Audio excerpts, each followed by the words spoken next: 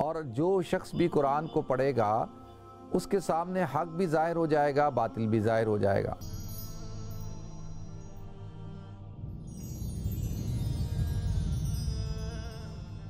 الحمدللہ رب العالمین والعاقبۃ للمتقین والصلاة والسلام علی اشرف الانبیاء والمرسلین وعلی آلہ وصحبہ اجمعین، اما بعد فاعوذ باللہ السمیع العلیم من الشیطان الرجیم، بسم اللہ الرحمن الرحیم۔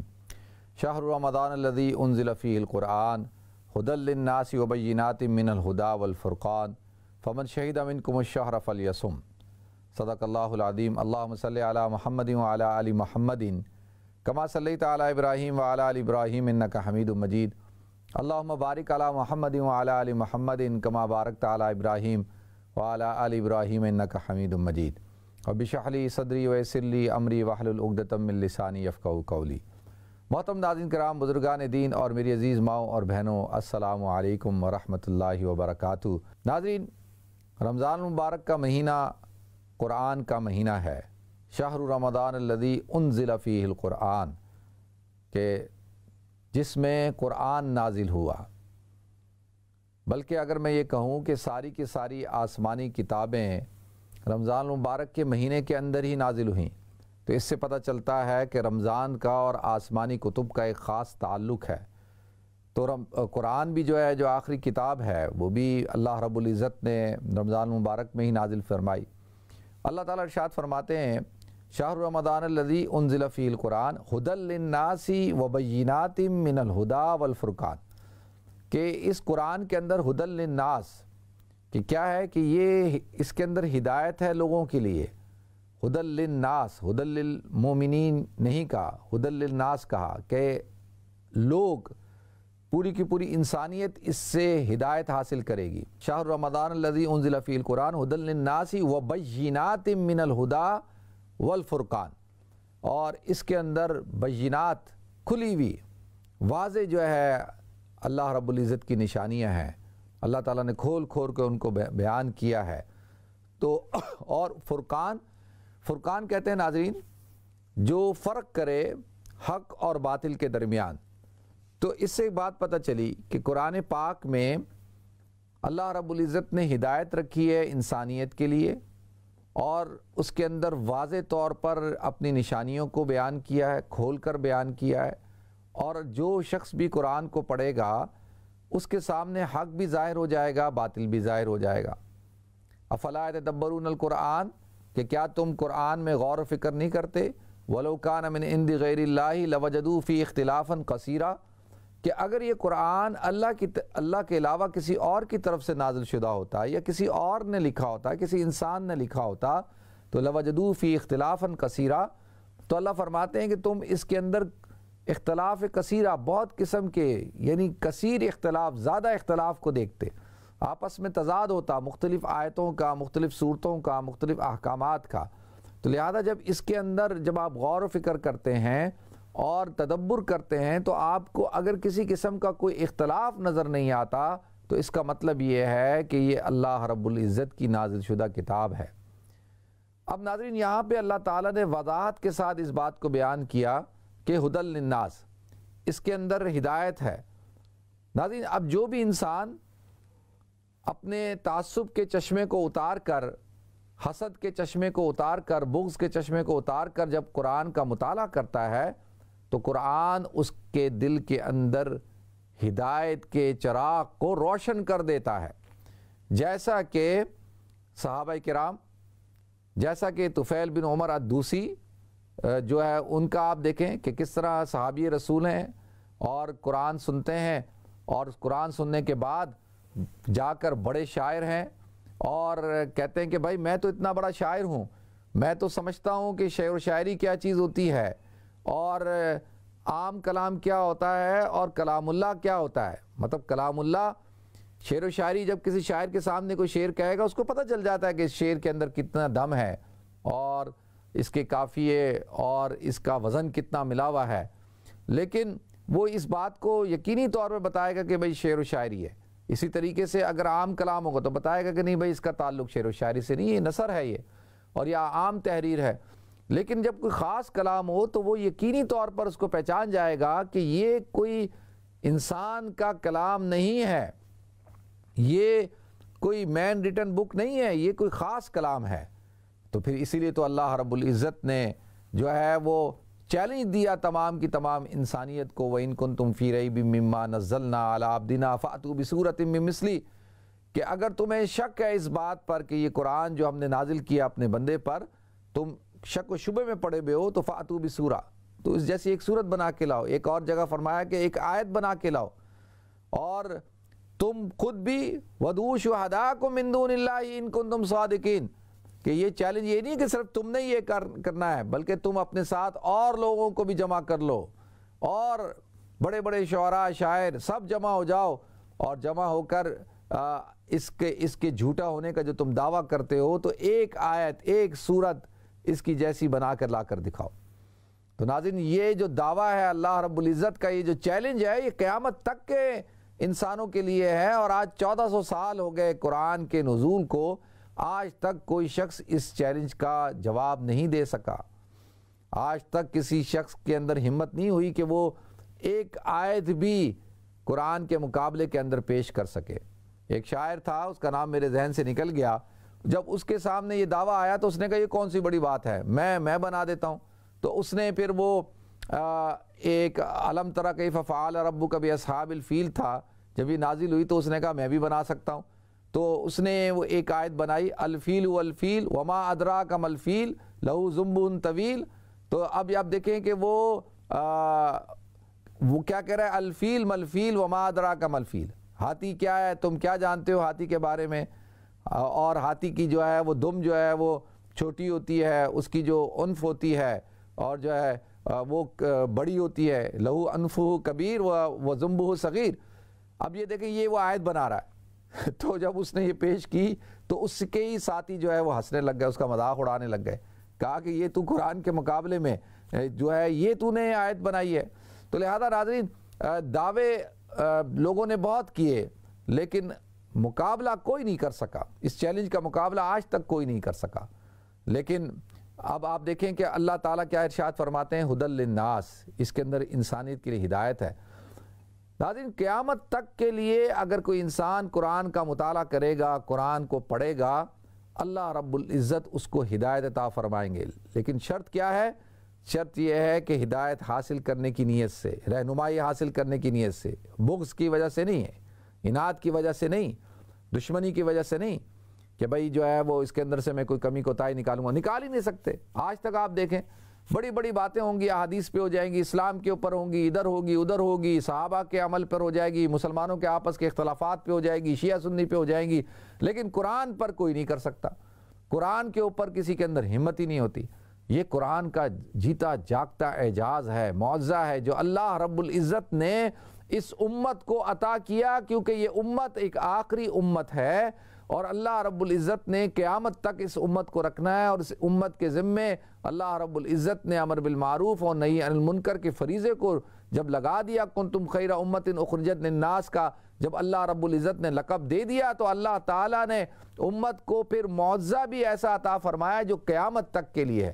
نبی بھی وہ جو آخری نبی ہے، اور جس نبی کے بعد کوئی نبی نہیں آئے گا، اور اللہ رب العزت نے اس نبی کو معجزہ بھی وہ عطا فرمایا کہ جو ایسا معجزہ ہے جو قیامت تک کے لیے معجزہ ہے، اور اس معجزے کا کوئی مثل بھی نہیں لا سکتا۔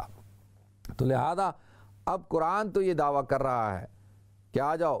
پھر جب سورہ بقرہ ہم پڑھتے ہیں، الف لام میم ذالک الکتاب لا ریب فیہ ھدی للمتقین، اور یہاں پر اللہ تعالیٰ کہتے ہیں کہ دیکھو یہ کتاب، اس کے اندر کوئی شک و شبہ نہیں، لیکن اس سے ہدایت کون حاصل کرے گا؟ اس کو ہدایت ملے گی متقیوں کو۔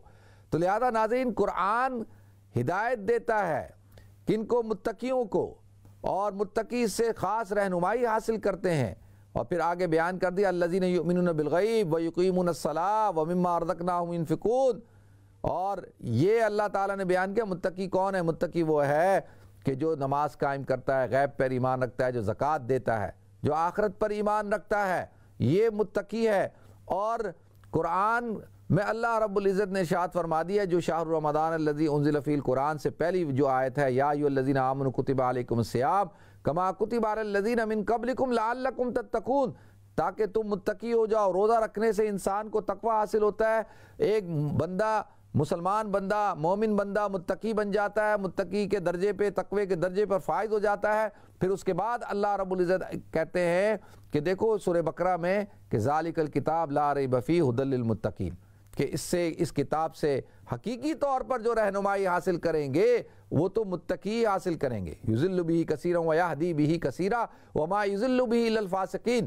پچھلے دنوں میں میں نے ایک کلپ ریکارڈ کرا رہا تھا، تو اس میں نے یہ کہہ دیا کہ بھئی اس قرآن سے یضل بہ کثیرا ویہدی بہ کثیرا، قرآن کہتا ہے، میں نہیں کہتا، یہ اللہ رب العزت کی کتاب میں اللہ نے کہا کہ اس قرآن کو پڑھ کے بہت سارے لوگ گمراہ بھی ہو جاتے ہیں، یضل بہ کثیرا ویہدی بہ کثیرا وما یضل بہ الا الفاسقین۔ پھر آگے فرمایا گمراہ کون ہوتا ہے؟ گمراہ وہ ہوتا ہے کہ جس کے اندر فسق و فجور پایا جاتا ہے۔ ناظرین دو لوگوں کی مثال دوں گا آپ حضرات کے سامنے، دونوں ہی بڑے عقل مند ہیں، دونوں ہی بڑے سمجھدار ہیں عرب کے اندر۔ ایک میں جیسے میں نے آپ کو مثال دی طفیل بن عمر الدوسی کی، اور ایک طرف دیکھیں ابو جہل بھی ہے۔ ابو جہل بھی چھپ چھپ کر جب اللہ کے رسول قرآن کی تلاوت کرتے تھے تو ابو جہل بھی قرآن سنا کرتا تھا، اور اس کو بھی پتا تھا کہ یہ قرآن اللہ کی کتاب ہے، لیکن جب وہ سنتا تھا، اس کو پڑھتا تھا، تو اس کو اس سے ہدایت نہیں ملی ہے، وہ گمراہ ہوا۔ اور یہ کون ہے؟ اس کو اللہ تعالیٰ کہتے ہیں وما یضل بہ الا الفاسقین۔ قرآن نازل ہو رہا ہے اور کتنے لوگ ہیں جو قرآن سنتے ہیں، پڑھتے ہیں، لیکن ان کو ہدایت نہیں ملتی ہے، وہ ہدایت حاصل نہیں کرتے، کیونکہ ان کے اندر فسق ہے، فجور ہے، کفر کا جو مادہ ہے وہ اتنا مضبوط ہے کہ وہ چاہتے ہی نہیں ہے کہ ان کو ہدایت ملے۔ دیکھیں ایک انسان ہوتا ہے وہ ہدایت کی طلب میں ہوتا ہے۔ کتنے غیر مسلم ہیں جو اسلام کے اندر داخل ہوئے، مسلمان ہوئے، جب آپ ان سے پوچھتے ہیں تو وہ کہتے ہیں کہ بالکل بھائی ہم تو تلاش میں تھے، ہم تو حق کی تلاش میں تھے۔ تو لہذا پچھلے دنوں میں نے ایک واقعہ سنا کہ جی ایک گراج پہ ایک غیر مسلم اپنی گاڑی چھوڑنے کے لیے آیا، اور جب اس کو کٹسی گاڑی دی، اس نے کہا کہ بھئی ایک دن بعد اپنی گاڑی لے جانا، تو گراج والے نے اپنی گاڑی دے دی۔ وہ گراج والا مسلمان تھا، اور اس نے اس کے اندر کیسٹ لگائی ہوئی تھی، جیسے میری کیسٹ میں، میری گاڑی میں، آپ کی گاڑیوں میں قرآن کی سی ڈی لگی ہوئی ہوتی ہیں۔ تو اس نے گاڑی سٹارٹ کی، اور جب وہ جا رہا تھا تو اس نے ایسی دبایا کہ دیکھوں کیا ہے، تو اس نے جب دبایا تو قرآن کی تلاوت شروع ہو گئی۔ تو وہ شخص کہتا ہے کہ میں وہ مستقل قرآن سنتا جا رہا ہوں، اور جو ہے وہ کیا ہو رہا ہے کہ قرآن جو ہے وہ میرے اندر اثر کر رہا ہے، مجھے ہو رہا ہے کہ یہ کیا ہے، یہ کیا چیز ہے۔ تو جب وہ واپس آیا تو واپس آ کے اس نے جب گاڑی دی تو اس نے کہا یار برا نہیں ماننا، تمہاری گاڑی کے اندر ایک سی ڈی تھی اور وہ میں سنتا رہا ہوں، وہ کیا چیز ہے، کون سے گانے ہیں، کون سے نغمے ہیں، کیا چیز ہے وہ؟ تو اس نے کہا کہ بھائی وہ تو قرآن ہے۔ اس نے کہا اچھا تو کیا میں قرآن پڑھ سکتا ہوں؟ اس نے کہا پڑھ سکتے ہو، بالکل، انگلش میں لو پڑھو۔ تو ناظرین اس نے قرآن پڑھنا شروع کیا، اللہ تعالیٰ نے اس کو ہدایت دے دی۔ ایسے بے شمار واقعات ہیں، یعنی میں عرض کر رہا ہوں کہ بہت سارے مسلمان ہیں۔ دیکھیں اس وقت ایک بہت بڑا فتنہ ہے مسلمانوں کے اندر، اور وہ منکرین حدیث ہیں، اور وہ کہتے ہیں کہ جی ہم قرآن پر عمل کریں گے۔ تو لہذا جب وہ قرآن کی بات کرتے ہیں لیکن جو ہے وہ گمراہ ہیں، صرف قرآن پڑھتے ہیں اور کہتے ہیں، اور آپ مجھے بتائیں کہ وہ گمراہ ہیں۔ اب کیسے کوئی آدمی کہہ سکتا ہے کہ بھئی یہ قرآن پڑھتا ہے اور گمراہ ہے؟ تو اس کا مطلب یہ ہے کہ وہ اس کے اندر تقوی نہیں ہے۔ ھدی للمتقین یہاں پر اللہ تعالیٰ نے وہاں پر تو عمومی طور پر اعلان کیا نا کہ آ جاؤ، یہ کھلی کتاب ہے اور آؤ اس کو پڑھو، سب کو چیلنج دے دیا اور سب کو کہا کہ آؤ پڑھو اس کو، کھلم کھلا چیلنج ہے۔ اور دوسرا پھر کہا کہ لیکن اگر تم تقوی رہنمائی حاصل کرنا چاہتے ہو اور تم چاہتے ہو کہ تمہیں ہدایت ارات الطریق حاصل ہو جائے تو اس کے لیے ھدی للمتقین ہے۔ وہ یہ متقیوں کو اول درجے کے اندر جو ہے وہ آپ کو ہدایت مل جائے گی، ایمان مل جائے گا، لیکن سیدھا راستہ اہدنا الصراط المستقیم، تو اس کے ساتھ اگر تم نے چمٹنا ہے تو وَاعْتَصِمُوا بِحَبْلِ اللَّهِ جَمِيعًا وَلَا تَفَرَّقُوا، تو اللہ کی کتاب کو مضبوطی سے تھامنا ہوگا۔ بحبل اللہ، اللہ تعالیٰ نے یہاں پر اپنی کتاب کو حبل سے تعارف کروایا ہے، اور اس کی مثال ایسے پیش کی جیسے کہ رسی۔ دیکھیں بحبل اللہ، رسی، اللہ کی رسی، تو اللہ کہتے ہیں کہ دیکھو جب اللہ کی رسی کو تھام لو گے تو گمراہ نہیں ہوگے۔ لیکن ناظرین رسی جتنی مضبوط ہو اتنی ہی پائیدار ہوتی ہے، اتنی فائدہ مند ہوتی ہے۔ مثال کے طور پر ایک آدمی کسی گھاٹی کے اندر، کھائی کے اندر، کنویں کے اندر گر جائے اور وہ پکارے کہ مجھے نکالو، اور اوپر ایک شخص کھڑا ہو، اس کے پاس ایک رسی ہو لیکن وہ رسی جو ہے مضبوط نہ ہو، تو اب دونوں نے، اوپر والے نے بھی مضبوطی سے پکڑا ہوا ہے، نیچے والے نے بھی مضبوطی سے پکڑا ہوا ہے، لیکن اگر رسی مضبوط نہیں ہوگی تو رسی ٹوٹ جائے گی. وہ نیچے والا جو ہے گھاٹی سے نکل نہیں سکتا، وہ اوپر آ نہیں سکتا. کتنا ہی طاقتور آدمی اوپر کھینچے نہیں کھینچ سکتا، اس کو لا ہی نہیں سکتا کیونکہ رسی کمزور ہے. پھر یا تو دیکھیں رسی مضبوط ہے لیکن اوپر والا شخص جو ہے وہ کمزور ہو اور نیچے والے نے بڑے مضبوطی کے ساتھ پکڑا ہو، تو اب آپ مجھے بتائیں وہ جتنی مضبوطی دکھا لے، جب تک اوپر والا کمزور ہے وہ کھینچ ہی نہیں سکتا، اس کے اندر طاقت ہی نہیں ہے. چلے اوپر والا بھی مضبوط ہے، رسی بھی مضبوط ہے، لیکن نیچے والا پکڑنے والا جو ہے وہ کمزور ہے. تو اب آپ مجھے بتائیں کہ وہ کتنی طاقت لگا لے، اوپر کھینچ لے اس کو، نیچے والا کی جب گرپ نہیں ہوگی، کمزوری ہوگی تو وہ بھی نہیں نکل سکتا. تو اللہ نے فرمایا کہ یہ جو کتاب اللہ ہے ایک ایسی رسی ہے کہ اوپر والا بھی مضبوط ہے، اللہ رب العزت کی ذات، اور یہ کتاب اللہ یہ بھی مضبوط ہے. اور جو ہے یہ اس کی مثال ایسے رسی کی، اور اسی طریقے سے نیچے پکڑنے والے کے اختیار پہ اللہ نے چھوڑ دیا کہ اب یہ ہم ہیں کہ ہم نے اس کو کتنی مضبوطی کے ساتھ تھامنا ہے. رسی بھی مضبوط، اوپر والا ہاتھ بھی مضبوط، لیکن ہم جبھی اس گمراہی سے نکل سکتے ہیں کہ جب ہم اس کو وَاعْتَصِمُوا، جب ہم اس کو مضبوطی کے ساتھ تھام لیں اللہ کی رسی کو. تو لہذا ناظرین، جبھی پھر اللہ رب العزت جو ہے وہ کیا کرے گا، ہمیں عروج عطا فرمائے گا. اللہ رب العزت جو ہے مسلمانوں کا جو زوال ہے اس کے اندر بنیادی طور پر جس چیز نے کردار ادا کیا وہ قرآن سے دوری ہے. آج کا مسلمان قرآن سے دور ہے. تو لہذا کہتے ہیں ان اللہ یرفع بہذا الکتاب اقواما ویدعو بہ آخرین، کہ اللہ تعالیٰ اس کتاب کے ذریعے سے قوموں کو عروج عطا فرماتے ہیں اور اسی کتاب کے ذریعے سے قوموں کو زوال میں ملتا ہے. اور قوموں کو زوال ملنے کا مطلب کیا ہو گیا؟ یہ آج ہم پر صادق آتا ہے کہ آج ہم زوال کا جو شکار ہیں وہ اس کی بنیادی وجہ یہ ہے کہ ہم نے قرآن کو چھوڑ دیا. وقال الرسول یا ربی ان ھذا القومی، وہ کیا ہے قرآن کے اندر ہے نا کہ مہجورہ، کہ اس قرآن کو جو ہے میری قوم نے جو ہے وہ چھوڑ دیا ہے. تو لہذا اس بات کو ہمیں سمجھنے کی ضرورت ہے کہ اگر ہم چاہتے ہیں کہ اللہ رب العزت سے ہمارا تعلق مضبوط ہو جائے، مستحکم ہو جائے، تو اس کے لیے ناظرین ہمیں اپنا تعلق کتاب اللہ کے ساتھ قائم کرنا ہوگا. دیکھیں آج کا جو مسلمان ہے، آج کا مسلمان، ابھی 2 دن پہلے کی بات ہے کہ عبدالواسع جو ہے وہ مجھے ایک کلپ دکھا رہا تھا کہ ایک شخص ہے اس نے مہدی ہونے کا دعویٰ کر دیا، کہا جی میں مہدی ہوں. تو جس کے سامنے دعویٰ کیا اس نے کہا اچھا تم مہدی ہو تو مہدی تو عربی بولیں گے، تو تمہیں عربی بولنا آتی ہے؟ تو اس نے کہا ہاں بولنا آتی ہے. تو کہا بول کے دکھاؤ. تو وہ بول کے دکھا رہا، اعوذ باللہ من الشیطان الرجیم بسم اللہ الرحمن الرحیم الحمدللہ رب العالمین الرحمن الرحیم مالک یوم الدین. تو سب ہنسنے لگ گئے، کہنے لگا دیکھو مجھے عربی آتی ہے، میں عربی بول رہا ہوں. اب آپ دیکھیں کہ وہ عربی بول نہیں رہا، عربی پڑھ رہا ہے، سورہ فاتحہ پڑھ رہا ہے. تو آج کا جو مسلمان ہے، آپ دنیا کی کوئی کتاب اٹھا لیں، آپ مجھے بتائیں کہ آپ کسی کتاب کو اٹھاتے ہیں، کسی زبان کے اندر ہو، فرینچ کے اندر ہو اور کسی زبان کے اندر ہو، آپ اس کو اٹھاتے ہیں، آپ اس کو اٹھا کے پڑھیں گے؟ کیا آپ اس کو کیا کریں گے؟ نہ آپ کو پتہ چلے گا کہ اس کے اندر کیا لکھا ہوا ہے، کیونکہ آپ کو تو فرینچ آتی ہی نہیں ہے. دنیا کی بدقسمت ترین قوم ہے مسلمان، اور دنیا کی خوش قسمت ترین قوم ہے مسلمان.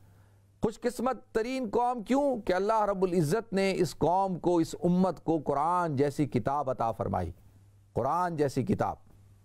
اور یہ تو خوش قسمتی کی علامت ہے کہ پوری دنیا کے اندر آج ہر جگہ قرآن موجود ہے. پوری دنیا کے اندر تمام عالم اسلام کے اندر، مسلمانوں کے اندر اس بات پر اتفاق پایا جاتا ہے کہ یہ قرآن بعینی وہی قرآن ہے جو اللہ کے رسول صلی اللہ علیہ وسلم پر نازل ہوا تھا. مسلمانوں کا کوئی بھی فرقہ اس بات پر جو ہے اس کو اختلاف نہیں ہے کہ وہ یہ کہے کہ یہ قرآن نہیں. جو آدمی کہتا ہے قرآن اللہ کی کتاب نہیں ہے اور یہ تحریف شدہ ہے اور اس کے اندر تغیر تبدل ہو چکا ہے، تو وہ تو مسلمان ہی نہیں ہے. کیونکہ مسلمان کا عقیدہ ہے اِنَّا نَحْنُ نَزَّلْنَا الذِّكْرَ وَإِنَّا لَهُ لَحَافِظُونَ، کہ اللہ کہتے ہیں ہم نے اس قرآن کو اتارا اور ہم ہی اس کے محافظ ہیں. جب اللہ اس کے محافظ ہیں تو آپ مجھے بتائیں کہ پھر کوئی آدمی اس کے اوپر شک و شبہ کر سکتا ہے کہ اس کی حفاظت کے اوپر؟ تو لہذا خوش قسمتی کی بات دیکھیں، قرآن اللہ نے نازل فرمایا، اور کس کے اوپر نازل فرمایا؟ نبی کریم صلی اللہ علیہ وسلم پر، کائنات کے سب سے افضل ترین شخص کے اوپر. اور کس کے ذریعے سے نازل فرمایا؟ روح الامین کے ذریعے سے، کہ جو کائنات کے، اور روح الامین ساتھ میں امین کا لقب دیا کہ وہ امین ہے. ان کو جو پیغام جس کے لیے دیا جاتا ہے اسی کو جا کر دیتے ہیں. وہ بیچ میں خیانت نہیں کرتے، جیسا کہ یہودیوں کا نظریہ ہے کہ جی جبریل نے خیانت کی تو لہذا جبریل امین اس کے واسطہ ہیں، اور کس کے اوپر اترا؟ حضور اکرم صلی اللہ علیہ وسلم کے اوپر۔ تو لہذا اب آپ دیکھیں، عظیم کتاب عظیم شخصیت کے اوپر نازل ہوئی، عظیم جو ہے وہ فرشتہ لے کر آیا، اور اللہ رب العزت کی عظیم ذات کی طرف سے نازل ہوئی، اور ایک اس عظیم کو امت کی طرف جو حضور کی امت ہے، لیکن اس عظیم امت نے اس قرآن کے ساتھ کیا اس قرآن کو جو آج ہم نے کیا کیا؟ آج ہم نے اس کو قرآن خوانی کی کتاب بنا دیا، آج ہم نے جو ہے وہ اس کو وظیفوں کی کتاب بنا دیا، برکت کی کتاب بنا دیا، اور کوئی شخص اس سے رہنمائی لینے کو تیار نہیں ہے، کوئی شخص۔ اور جو ہے جب کہا جاتا ہے کہ قرآن کے نظام کو نافذ کرو، تو سب سے بڑی مخالفت کہاں سے پیدا ہوتی ہے؟ مسلمانوں کے اندر سے پیدا ہوتی ہے۔ اور آپ دیکھیں کہ دنیا کی واحد قوم ہے جو عربی پڑھنا بچپن سے پڑھنا شروع کرتی ہے، الف با تا سا، سارے مسلمان پڑھتے، کوئی مسلمان ایسا نہیں ہے جس کو سورہ فاتحہ نہ آتی ہو، جس کو پہلا کلمہ نہ آتا ہو، جس کو عربی کے 2-4 لفظ نہ آتے ہو۔